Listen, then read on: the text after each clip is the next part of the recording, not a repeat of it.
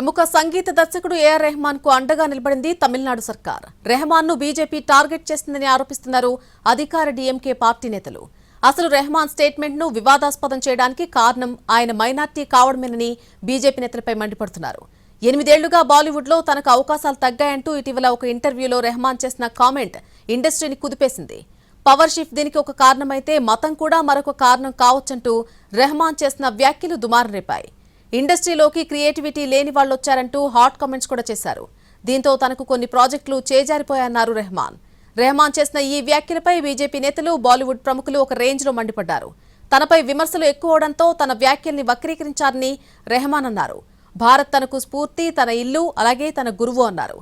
తన కామెంట్స్ ను ఉద్దేశం సంగీతానికి గౌరవం తగ్గడం గురించేనని స్పష్టం చేశారు. రెహమాన్ వివరణ ఇచ్చినా వివాదం కొనసాగుతుండేసరికి అతనికి డీఎంకే బాస్ట్ గా నిలిచింది.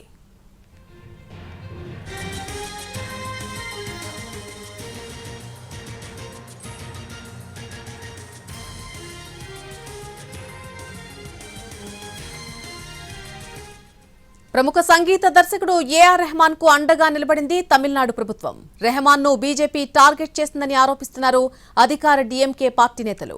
అసలు రెహమాన్ స్టేట్మెంట్ ను వివాదాస్పదం చేయడానికి కారణం ఆయన మైనార్టీ కావడమేనని బీజేపీ నేతలపై మండిపడుతున్నారు. 8 ఏళ్లుగా బాలీవుడ్ లో తనకు అవకాశాలు తగ్గాయంటూ ఇటీవల ఒక ఇంటర్వ్యూలో రెహమాన్ చేసిన కామెంట్ ఇండస్ట్రీని కుదిపేసింది. పవర్ షిఫ్ట్ దీనికి ఒక కారణమైతే మతం కూడా మరో కారణం కావచ్చు అంటూ రెహమాన్ చేసిన వ్యాఖ్యలు దుమార్మేరేపాయి. ఇండస్ట్రీలోకి క్రియేటివిటీ లేని వాళ్లొచ్చారంటూ హాట్ కామెంట్స్ కూడా చేశారు. దీంతో తనకు కొన్ని ప్రాజెక్టులు చేజారిపోయాయన్నారు రెహమాన్. రెహమాన్ చేసిన ఈ వ్యాఖ్యలపై బీజేపీ నేతలు, బాలీవుడ్ ప్రముఖులు ఒక రేంజ్ లో మండిపడ్డారు. తనపై విమర్శలు ఎక్కువవడంతో తన వ్యాఖ్యల్ని వక్రీకరించారని రెహమాన్ అన్నారు. భారత్ తనకు స్ఫూర్తి, తన ఇల్లు, అలాగే తన గురువు అన్నారు. తన కామెంట్స్ ను ఉద్దేశం సంగీతానికి గౌరవం తగ్గడం గురించి మాత్రమే మాట్లాడానంటూ ఆయన స్పష్టం చేశారు.